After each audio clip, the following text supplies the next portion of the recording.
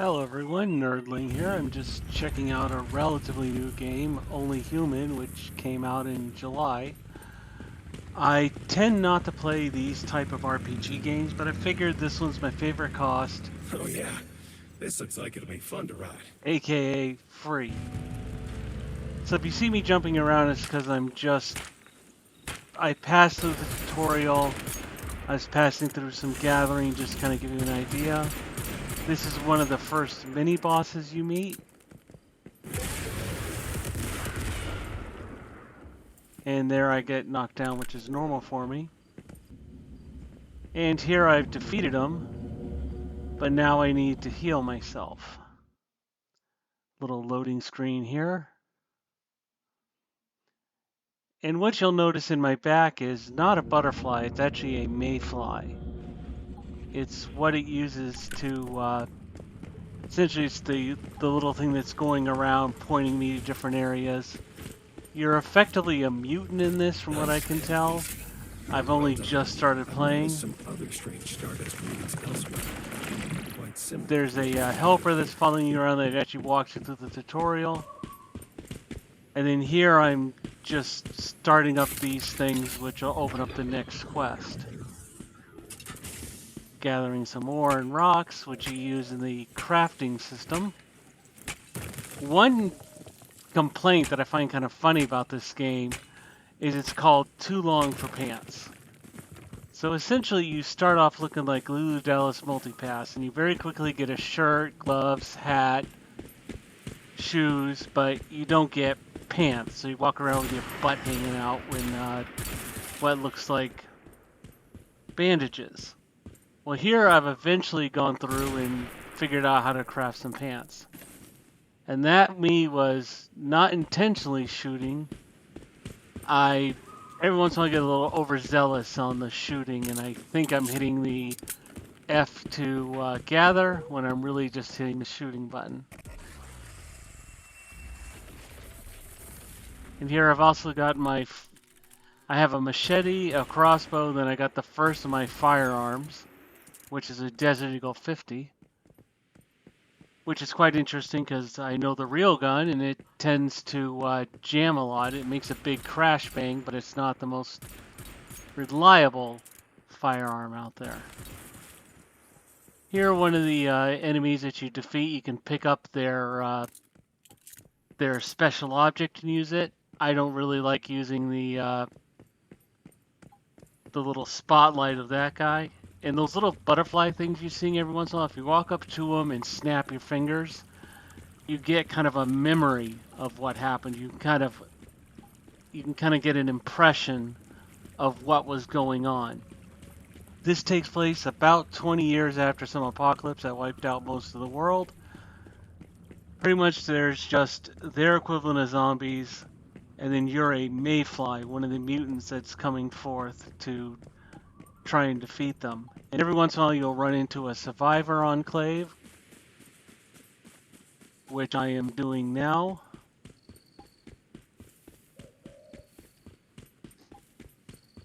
And there you'll see there's some little journal mini missions that you can do. There's also a chat window, but overall I would say my first impression, especially for free, this game is rather fun. It's somewhat intuitive once you stop hitting the fire button every 10 seconds. You'll see later on I built a base, because after the tutorial you build a base. You gather all sorts of ingredients like trees, ores, deer, and those allow you to make better and better items. These are little mini camps, little mini save points, of which mine is one. And this is an MMO, but you don't have to interact with people. It's my type of MMO. I may see them walking around, but I don't have to interact with them unless I want to. Here I'm just doing a little bit of hunting to get some meat and some rawhide. Oh, hello. How are you? Aren't you a cute one? Got a present for you here. I said I got a present for you. Stay still.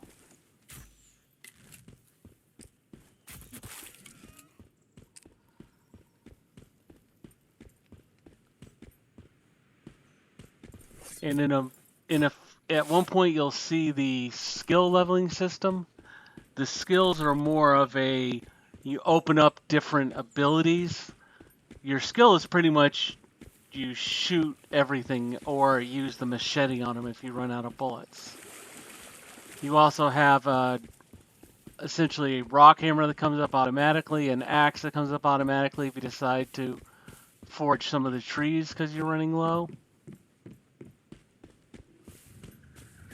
And there's different types like copper, sulfur, and then from there you make furnaces. This is pointing me to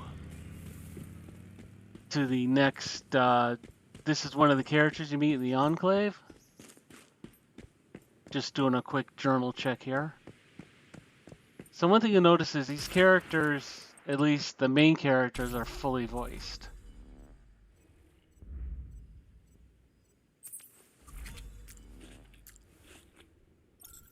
Yeah, it's kind of being subtle where I'm supposed to go.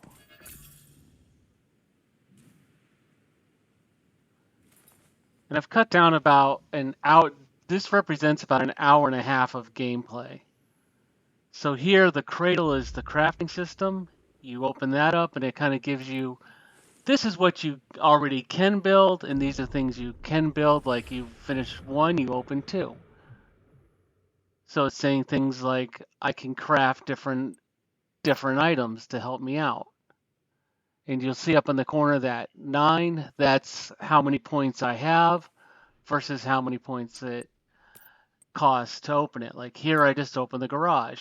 I have a motorcycle somewhere, but apparently you can get vehicles and all that you can store. Building some stairs in case I want to make a second level to my enclave. You can also open up things like electrical areas, build lamps, all those things, and everything that you pick up, for the most part, can be used. Like if you find like old electronics or just useless parts, you essentially destruct them, deconstruct them, or destruct them, whichever your case may be, down to consumables that you can use to build things. Like here, I've got a stove, which allows me to start making some better items. This is how you could eventually get bronze, steel, all them.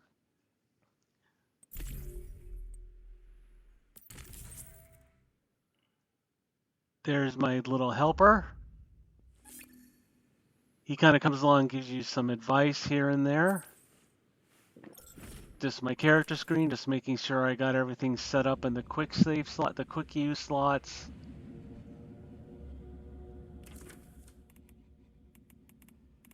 Which, as you can see, I just healed myself because I was in pretty bad shape.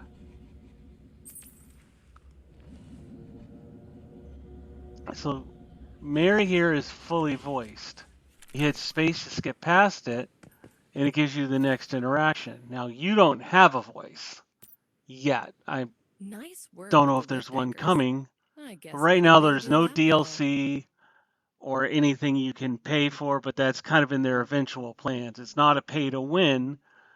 It's kind of a pay to help out or get different skits. Like I made a Harley Quinn-esque character because I figure she's probably the best equipped to survive in an apocalypse. Highly intelligent, and psychotic. So here it's just pointing me to the next area that I need to go to. You're going to infiltrate a building. And here's her deuce and a half she drove up here apparently, of which I'm already full of first aid and medical.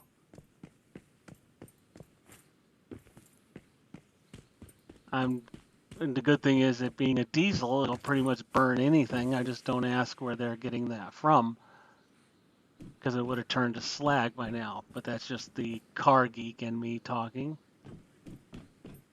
I see a deer that I can use. Another present for you. Oops.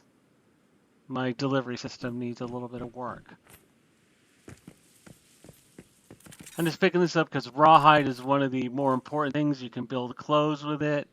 It allows you to attach items. And you see Mary's following it. What are you doing, idiot? We gotta we have to go through and help people, and you're here killing deer. So I jumped ahead a little bit to we're at the Rosetta building, which is where the first of the real bosses is. Now, occasionally you'll see running by enemies and then people chasing them, but as again, I don't have to interact with them if I don't want to. There's something spawning these characters, which I'm just taking care of. And hey, I actually successfully picked this up, didn't shoot the item. And those things that are shooting out enemies become important in the boss fight because at some point he becomes immune and has a whole bunch of these hanging around. So you kill them, which makes him... Here's his immunity, and then you can destroy him. See there, I shot something. I meant to pick it up. Whoops. But you can hear the other running gun battles going on behind me. This is very subtly telling me I need to go over here. That is one of the nice things, is it does point you where to go. It is an open map, like you can go anywhere you want, but you might wander into too high of an area, get poisoned, whatever it is, but it will also tell you, here's the main objective for now. Which it also has on the side there. You see some of the... Sometimes it's the main objective, sometimes it's side objectives.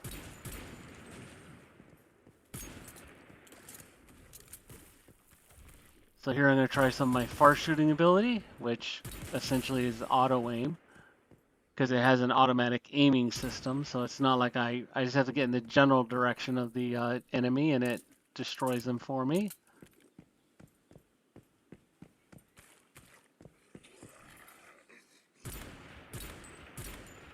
And you do make your own ammunition, so as long as you have the components and the bench, which you will see in a bit, which you have one in your home base, you can actually make your own ammunition for whatever weapons you have.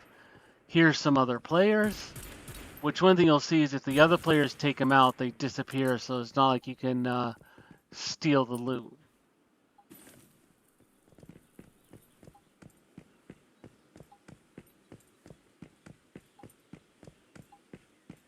Ow.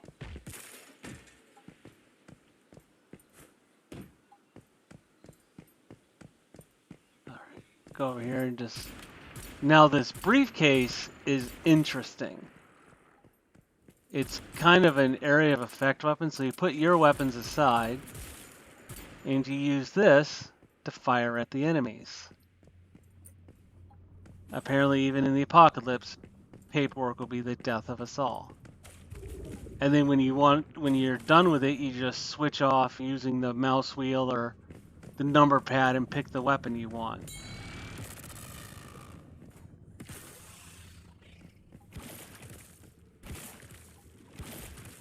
That right there is the rift. That's ultimately where the boss is hiding. It throws these tool tips up every once in a while, which I just breeze through because you've already discovered them by this point.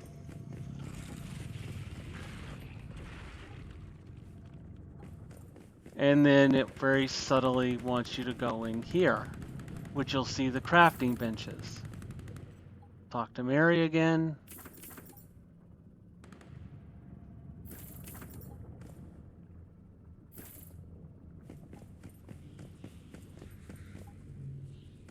Well, you were kind of following me, so it shouldn't be that much of a surprise. I mean, you were right behind me. But what you can see here are the three basic benches. You got the deconstructor. This allows you to make supplies. Which one thing you see here is here's the ammunition. It tells you to make the ammunition. You can queue up to 5 things at a time, and it keeps a running tally. When they go green, you can pick them up. Which, depending on what I'm doing, I might just wait for a few of them to go green, then start picking them up and queue the next few items.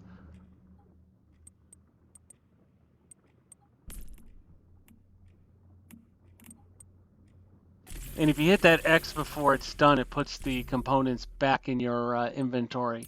So if you decide, oh wait, I don't want to do that yet, you have an option to back out. But once it's created, you're done.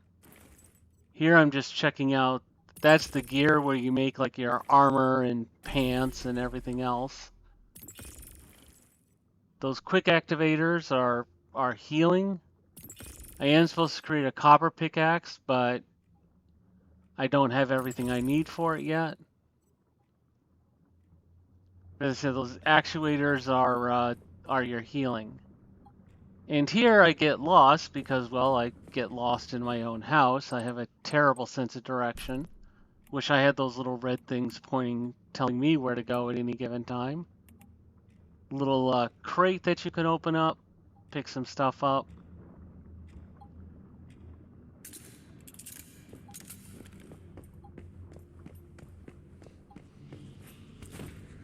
And it's just giving you some tool tips. And then pretty soon you go into this rift, which is the big boss, which you can either do solo, or if you like are people, you can go with them, but I tend to be an antisocial SOB, so I'll just enter it. So now I'm in my own instance of this fight.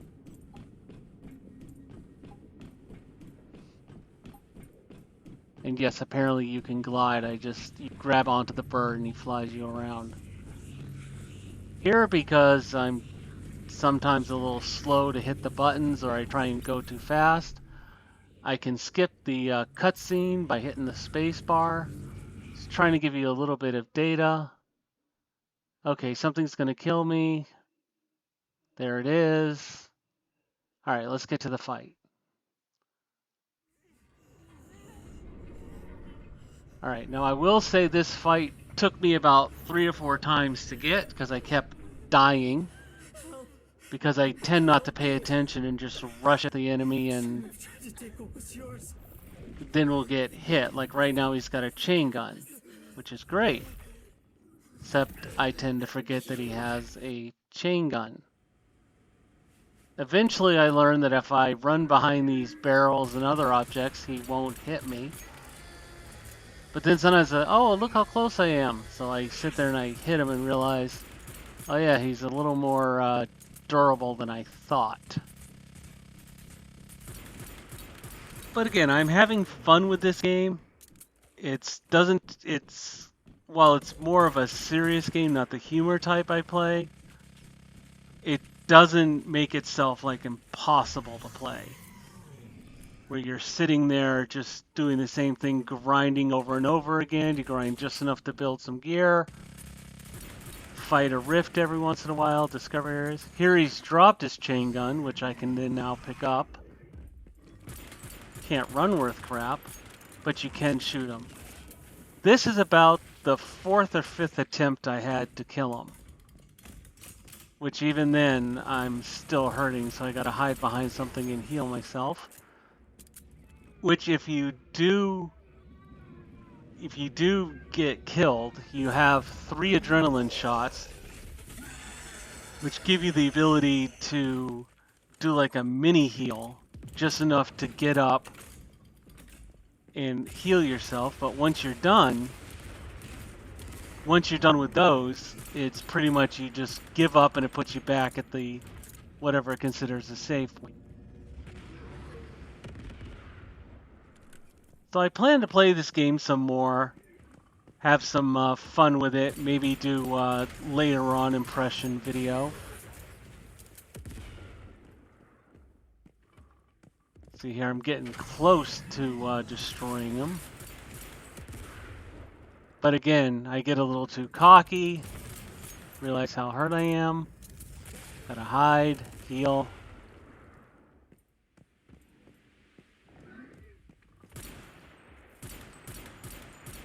You see, even with his health bar down that low, it does take a while to finally take him out. And you'll know you'll take him out because a big victory sign comes up. So it's very subtle in letting you know you win. Like here he's almost gone. He's just got a couple more shots left in him. And there we go. Victory! It only took this ding-dong a few times to realize that dying is bad. So here you are collecting some stuff.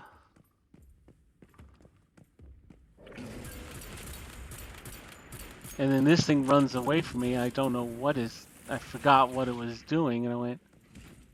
So I go back and I try again. Okay, so I got some gel, which is another crafting item. So here, now that I'm done, heal myself, it's time to leave. At which point, as I said, I tend on noticing, I was like, I didn't notice the big glowing door behind me. So I go to leave and go, wait a minute, this is just going to take me out of the instance, and I go back in, and I say, oh, big glowy door. Maybe I should go through that. Not the big glowy thing behind it, but maybe that glowy door. Which, even then I missed it, because I said it's too obvious. Oh. And it's just notifying me that I've finished the level. Am I sure? So it's just telling me how I did.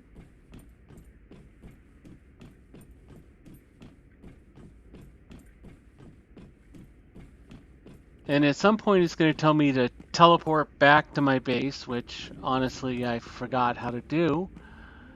So I just run to it, which I'll cut most of that running out so you can just see what the base looks like. Like this is your general map. Obviously the flashing is where you are. And then I go around and I touch everything trying to figure out where the heck is my base. But you'll see this thing is called stardust. That's the equivalent of radiation. And I think I'm done in here. I'm going to, and again, I'm following the red and the subtle arrow. I realize, oh, maybe I got to go down here. That's what it's trying to tell me. I think, oh, go through the door. No, door's locked.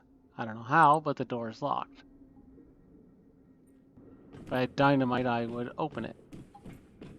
Then I realized, oh, it's trying to tell me to go behind the door. Go to the open corridor.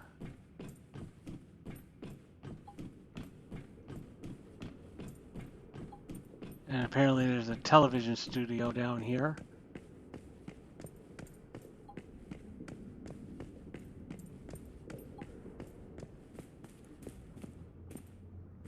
And here's telling me take this elevator. Which you're going to meet the person that's helping everybody. When you escape, you meet her, and then you're meeting her at various points throughout because she's trying to tell you how to save. She's trying to figure out how to save everybody. And the bird is back.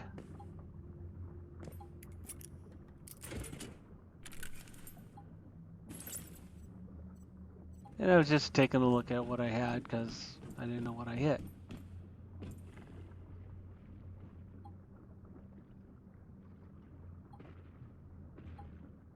In a moment, I'll realize I gotta walk forward.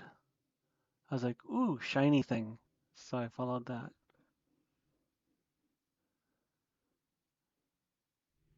So here's the person helping you out.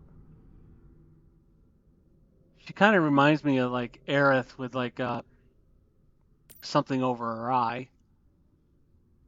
And again, she's fully voiced, but you're not. He is as well. You just sit there and make vague notions and people realize what you're saying.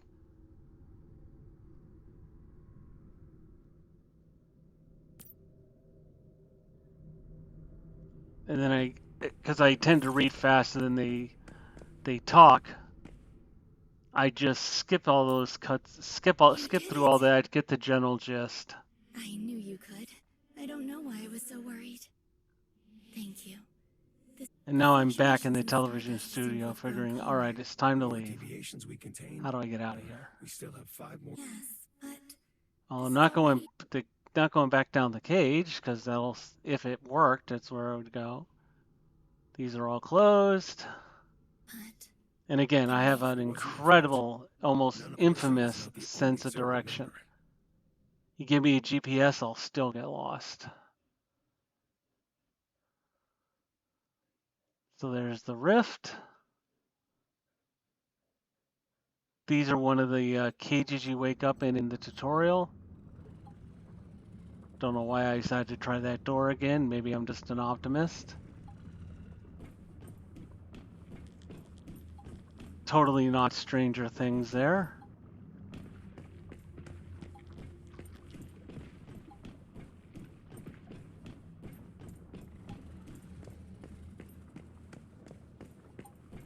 So again, just checking things out, seeing if I can open anything, which I got a few things I can now start opening bronze crafting and other items, just running through opening what I can. Okay, the territory is essentially your house, which keeps saying teleport. One of these days, I'll remember the teleport key.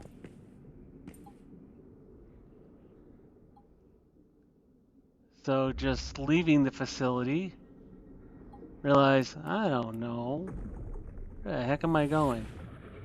So I cut out me wandering around for a few hours, and this is my house, which started out as a bare floor, which is now a windowless room. You see, I got my own crafting tables, my own furnace, I got a bed, a mirror. Eventually, I'm going to add a second floor to it. And just doing some quick crafting as I finish up here. So what's my overall summary? Decent game. Well worth the cost. And it's something I'll probably play a bit in the future, then see if I feel like making another video on it. Let me know if you're interested. And then it'll definitely spawn me to create a new video. Like I'm going to add a second story and all that to my house. Make it my home apocalyptic home. And that's what it looks like when another player is taking over the resources. They just suddenly disappear. And apparently I ate something I didn't like. Probably all that dirty water I was drinking.